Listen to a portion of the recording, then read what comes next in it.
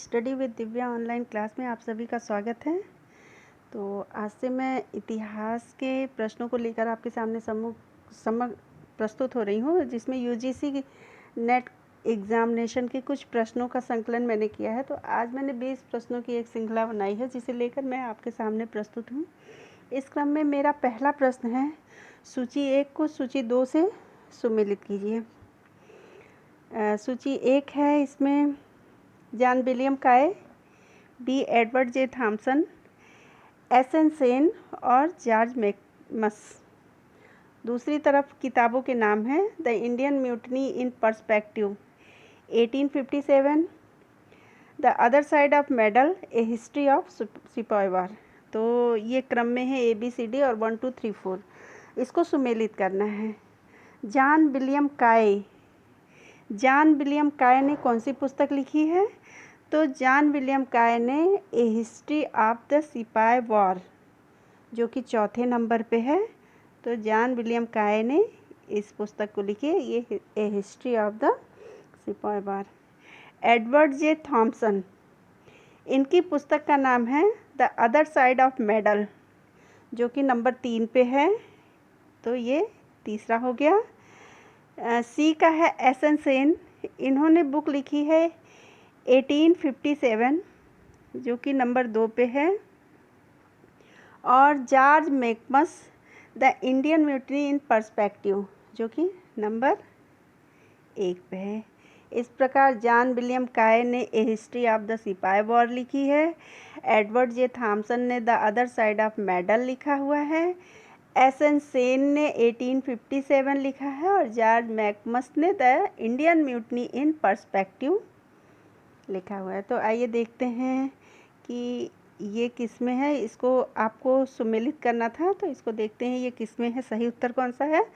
तो सही उत्तर ए का 4, बी का हो गया, ए का 4 हो गया, बी का हो गया आपका 3 और सी का हो गया 2 और डी का हो गया 1। तो ये आपका ऑप्शन आता है ऑप्शन 1। तो आपका इस प्रकार ये पहला प्रश्न है। अब आइए दूसरे प्रश्न पे। दूसरा प्रश्न है कि जैन भिक्षुणी बनने वाली पहली महिला कौन थी? तो आप सभी को मैं बता दूं कि जैन धर्म को प्रचारित करने में कुल 24 तीर्थंकरों ने अपना योगदान दिया था। ऋषभदेव तीर्थंकर पहले थे तथा महावीर 24वें तीर्थंकर हुए। महावीर को जैन धर्म का वास्तविक संस्थापक भी माना जाता है और महावीर से पूर्व जैन धर्म को निग्रंथ कहा जाता था। इनका तात्कालिक वज्जी, लिच्छवी तथा मगध के राजवंशों से पारिवारिक संबंध थे और इसी क्रम में चेटक की पुत्री पद्मावती से उत्पन्न पुत्री जो चंदना थी, वो जैन धर्म की प्रथम भिक्षुणी बनने वाली पहली महिला मानी जाती है। तो इस प्रकार पहली महिला भिक्षुणी जिसने जैन धर्म में भिक्षुणी का पद ग्रहण किया, वह कौन थी? वह थी चंदना। अब देखते हैं कीमती पत्थरों को। प्रश्न नंबर 3 है, कीमती पत्थरों को तराशने की गति को बढ़ाने के लिए बेल्ट ड्राइव के इस्तेमाल की जानकारी सबसे पहले किस यात्री के विवरण से प्राप्त होता है? तो आपको बताऊं कि जीन बैप्टिस्ट ट्रेवेनियर 17वीं शताब्दी का सर्वाधिक महत्वपूर्ण फ्रांसीसी यात्री था। वह पेशे से जौहरी था तथा शाहजहां के काल में भारत आया था। अपनी द्वितीय यात्रा के दौरान वह जो है दौलताबाद नांदेड़ मार्ग से गोलकुंडा के हीरे के खानों के अतिरिक्त दखल रोड़ा तथा गनी के खानों की यात्रा की। ट्रेवेरियन और फ्रायर महोदय ने कीमती पत्थरों को तराशने की गति बढ़ाने के लिए बेल्ट ड्राइव का इस्तेमाल करने की सबसे पहले जानकारी दी। तो इस प्रकार हमारा उत्तर क्या हो जाएगा? ट्रेवेरियर और फ्रायर, इसका ऑप्शन 3। अगला क्वेश्चन है, 1914 तक भारतीय पैदल सेना के 3/4 सिपाही किस क्षेत्र से आते थे? तो इसमें है पहला बंगाल, बिहार और अवध से, दूसरा है मद्रास, बॉम्बे और बंगाल से, तीसरा है पंजाब, नेपाल और उत्तर पश्चिमी सीमांत प्रांत से, और चौथा है पंजाब, सिंध और राजपूताना से। तो इसका राइट आंसर है पंजाब, नेपाल और उत्तर पश्चिमी सीमांत प्रांत, ऑप्शन 3। ठीक है, अगला क्वेश्चन है आपका, दाग प्रथा के संदर्भ में निम्नलिखित में से कौन सा कथन सही नहीं है? इसमें ऑप्शन 1 है, अब्दुल हमीद लाहौरी लिखता है कि साम्राज्य का यह नियम था कि जिन मनसबदारों के पास हिंदुस्तान के किसी भी प्रांत में यदि जागीरें थी, चाहे वो साम्राज्य में कहीं भी नियुक्त हो, उन्हें अपने सवार ओहदे का 1/3 के बराबर घुड़सवारों को पहचान यानी मस्टर के लिए देना होगा। यदि वे बल्ख और बदख्शा में नियुक्त होते थे तो उन्हें सवार ओहदे के 5वें हिस्से के बराबर लाना होता था।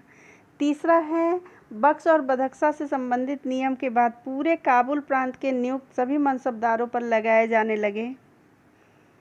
ठीक है, इसके बाद चौथा है, औरंगजेब के काल में उत्तरार्ध में लिखे गए खुलासन उस सियाह ने इन नियमों की पुष्टि की है। तो इसको हम देखते हैं, इसमें जो है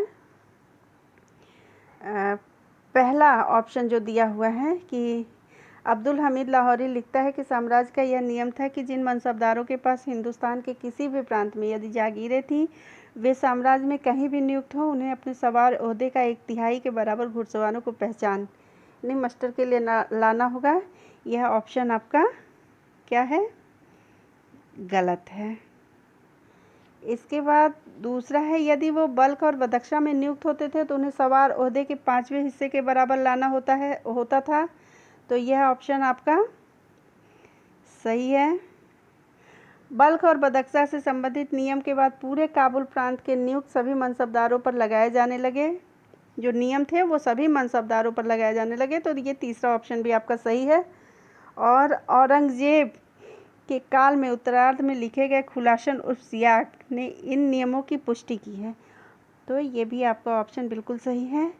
तो इस प्रकार आपका राइट आंसर हो जाएगा 2, 3 और 4। आइए आंसर में देखते हैं।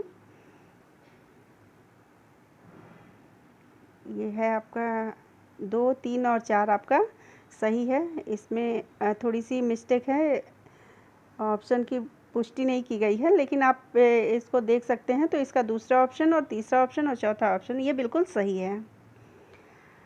आपका 6वां प्रश्न है, सूची 1 को सूची 2 से सुमेलित कीजिए। इसमें एक तरफ पद हैं, दूसरी तरफ प्रभारी हैं। तो पद का नाम है, पहला है अमीर कोही, दूसरा है अमीर आखूर, तीसरा है बरीद और चौथा है दबीर। यह एग्ज़ाम में पूछा जाता है अक्सर, तो इसको ध्यान से देखें। अमीर ए कोही, जो अमीर ए कोही है यह कृषि विभाग का प्रभारी होता था। यह कृषि विभाग का प्रभारी होता था। और जो अमीर ए आखूर है वह घोड़ों का कमान अधिकारी होता था। बरीद जो होता था वह खुफिया विभाग यानी गुप्तचर अधिकारी होता था। और दबीर जो होता था वह सचिव होता था। तो इस प्रकार आपका पहले का हो जाएगा तीसरा, दूसरे का हो जाएगा चौथा, तीसरे का हो जाएगा पहला और चौथे का हो जाएगा दूसरा। तो आइए देखते हैं यह किस में है। इसका भी उसमें वो नहीं है, तो आप इसको ध्यान दीजिएगा कि जो है इसको ध्यान दीजिएगा कि आपका अमीर कोही जो होता था वो क्या होता था? कृषि विभाग का प्रभारी होता था। अमीर आखूर घोड़े के का कमान अधिकारी होता था। बरीद जो है खुफिया विभाग का अधिकारी होता था। और दबीर जो है वो सचिव होता था। इस क्रम में अगला क्वेश्चन आपका है कि निम्नलिखित में से किसने गुप्त संवत के प्रारंभ के निर्धारण के संबंध में महत्वपूर्ण सूचना दी? इसमें ऑप्शन है फाहियान, वेनसांग, अल मसूदी या अल बरूनी। तो इसका राइट आंसर होगा आपका अल बरूनी। आइए इसको डिस्क्राइब करते हैं कि गुप्त वंश की स्थापना श्री गुप्त ने की थी। चंद्रगुप्त प्रथम जो था वो अपने शासनकाल में एक नया संवत चलाया था जिसे गुप्त संवत कहा जाता था। इस संवत के प्रारंभ के निर्धारण में अल बरूनी ने सूचना दी थी। ठीक है, इसके अलावा इस वंश की जानकारी का प्रमाण जो है वायु पुराण तथा समुद्रगुप्त के प्रयाग प्रशस्त से भी मिलता है। और गुप्त काल को भारतीय इतिहास का स्वर्ण काल भी कहा जाता है। लेकिन गुप्त संवत के प्रारंभ के निर्धारण के संबंध में जो महत्वपूर्ण सूचना प्राप्त हुई थी वह मुस्लिम लेखक अल बरूनी के से प्राप्त हुई थी। अगला क्वेश्चन आपका है कि निम्नलिखित में से किसने बंगाल विभाजन का उद्देश्य इन शब्दों में व्यक्त किया है कि संयुक्त बंगाल एक शक्ति है और विभाजित बंगाल अलग अलग दिशाओं में आएगा। तो इसका राइट आंसर है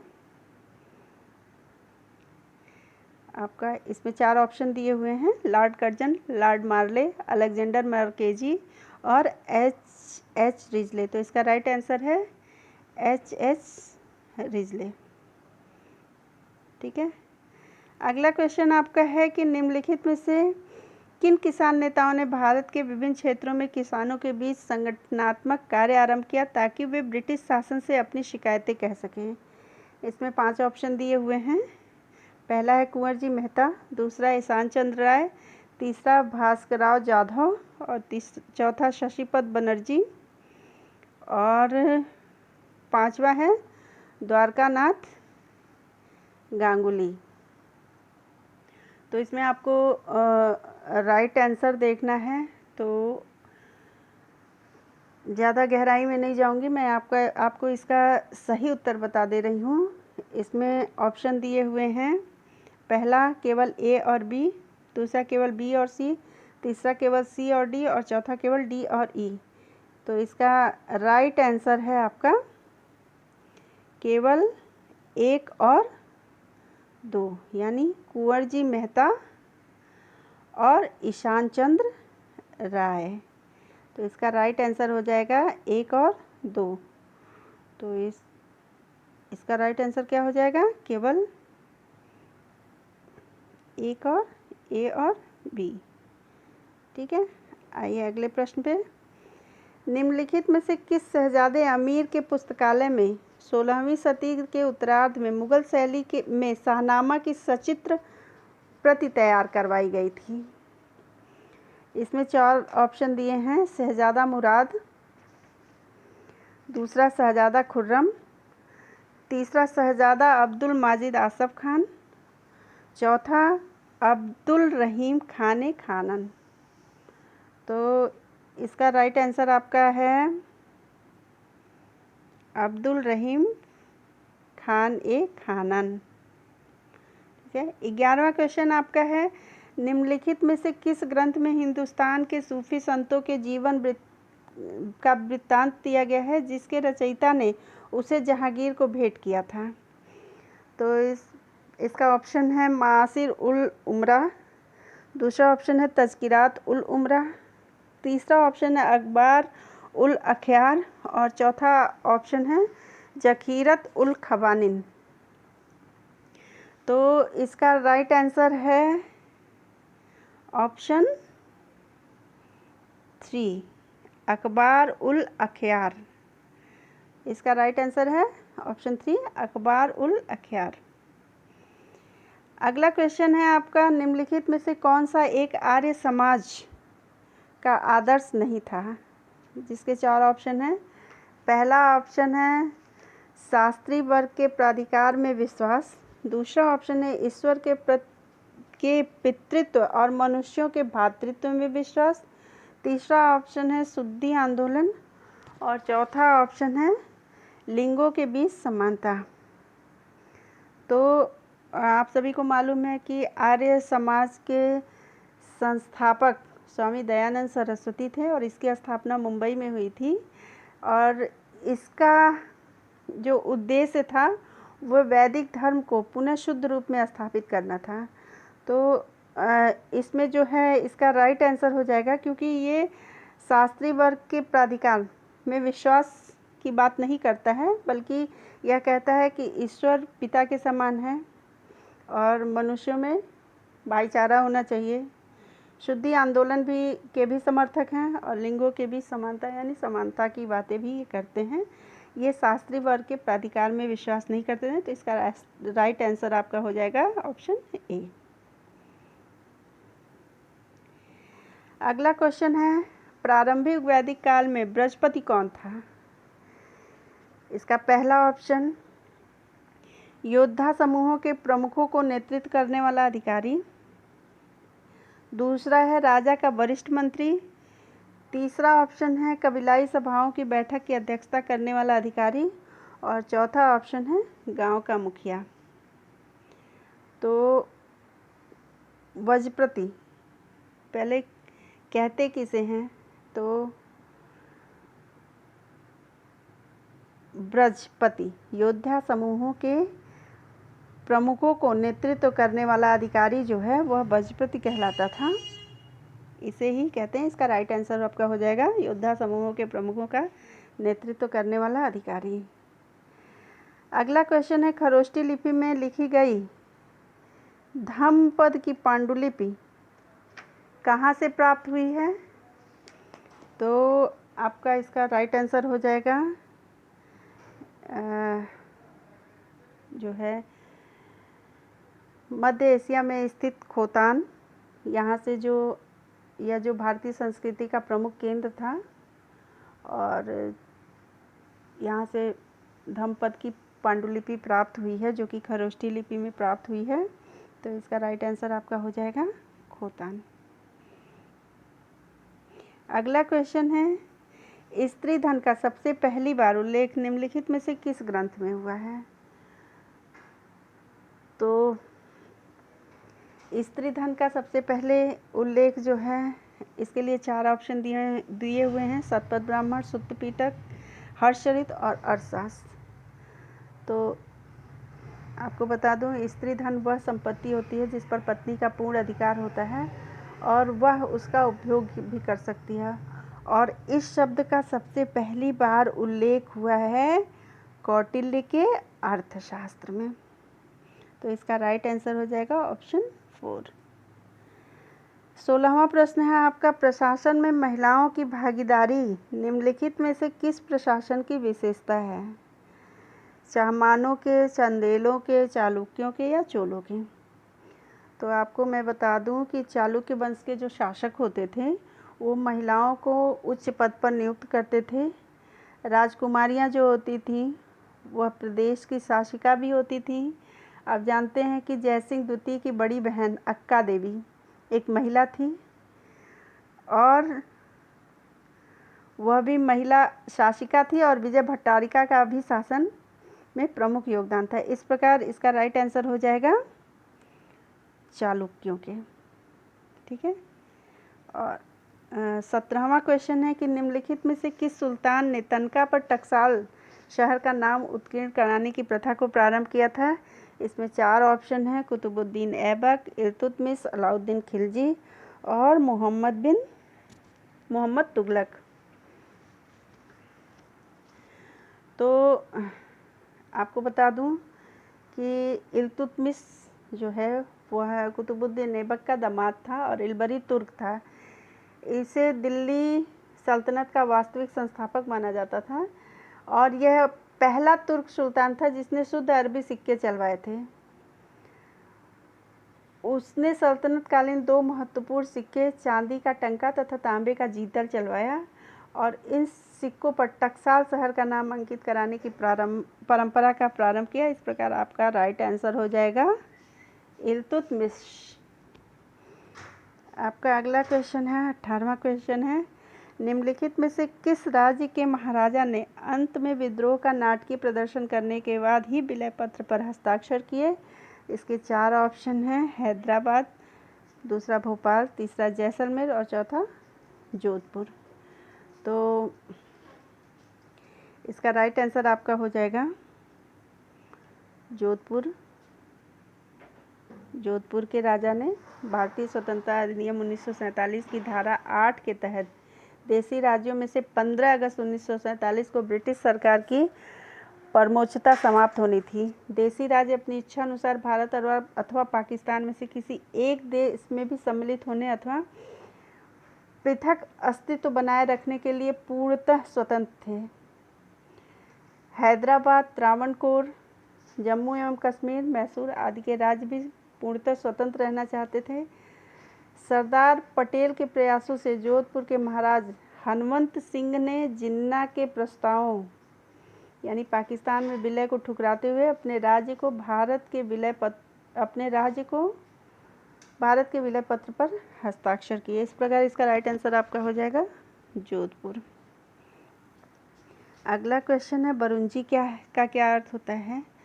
तो मैं आपको बता दूं कि इसके 4 ऑप्शन दिए हुए हैं। नेपाल के एक पहाड़ी कबीले का नाम, दूसरा ऑप्शन है कश्मीर में हाल में खोजे गए नवपाषाण स्थल का नाम, तीसरा ऑप्शन है असम के वंशावली रिकॉर्ड और चौथा ऑप्शन है उड़ीसा में पूजित मातृ देवियाँ। तो यह जो बरुंजी है, बरुंजी असमिया भाषा में लिखी हुई एक ऐतिहासिक कृति है और इसमें असम राज्य की प्रमुख घटनाओं, युद्ध, संधि, राज्य घोषणा मतलब ऐसे विभिन्न वंशावलियों का रिकॉर्ड इसमें प्राप्त होता है। और प्रथम बरुंजी की रचना असम के प्रथम राजा सुकफा के आदेश पर लिखी गई थी, जिन्होंने सन 1228 ईस्वी में असम राज्य की स्थापना की थी। तो इस प्रकार आपका इसका राइट आंसर हो जाएगा असम के वंशावली का रिकॉर्ड। आपका अगला और लास्ट क्वेश्चन है कि निम्नलिखित में से कौन आज़ाद हिंद फौज के सदस्यों के खिलाफ चल रहे मुकदमे में बचाव पक्ष का नेतृत्व कर रहा था? तो इसके 4 ऑप्शन दिए हुए हैं। भूला भाई देसाई, जवाहरलाल नेहरू, महात्मा गांधी और सरदार पटेल। तो इसका राइट आंसर जो है वो है भूला भाई देसाई, क्योंकि इसका जो मिलता है इतिहास में कि ब्रिटिश भारतीय सेना के अधिकारी मनमोहन सिंह ने आज़ाद हिंद फौज का गठन दिसंबर में मलाया में किया। जुलाई 1943 को आज़ाद हिंद फौज की कमान जो है वो सुभाष चंद्र बोस ने संभाली और सुभाष चंद्र बोस इसके सर्वोच्च सेनापति बने। 1945 में आज़ाद हिंद फौज के सिपाहियों पर सरकार द्वारा निष्ठा की शपथ यानी सरकार के प्रति तोड़ने का आरोप में लाल किले में मुकदमा चला। बचाव पक्ष के वकीलों का नेतृत्व भूला भाई देसाई ने की, जबकि अन्य सदस्यों में तेज बहादुर सप्रू, जवाहरलाल नेहरू, कैलाश नाथ काटजू थे। आज़ाद हिंद फौज के सिपाही सरदार गुरु बख्श सिंह, श्री प्रेम सहगल, शहनवाज पर मुकदमा चलाया गया था। अंततः फांसी की सज़ा से माफ़ी इनको मिली। इस प्रकार भूला भाई देसाई जो है बचाव पक्ष का नेतृत्व कर रहे थे। और आज के लिए बस इतने ही प्रश्न हैं। मुझे उम्मीद है कि ये हमारे प्रश्नों की जो श्रृंखला है वो आपको पसंद आएगी। तो आप सभी मेरे साथ बने रहिए। मैं फिर कुछ प्रश्नों को लेकर आपके समक्ष प्रस्तुत होंगी और मेरी क्लास कंटिन्यू होगी, लेकिन अभी कुछ प्रॉब्लम की वजह से मैं इसे कंटिन्यू नहीं कर पा रही हूँ। लेकिन मैं जल्दी ही ऑनलाइन स्टडी क्लास जो ऑन बोर्ड में पढ़ाती हूँ, मैं जल्दी ही उसको कंटिन्यू करूँगी। आप सभी का बहुत बहुत धन्यवाद।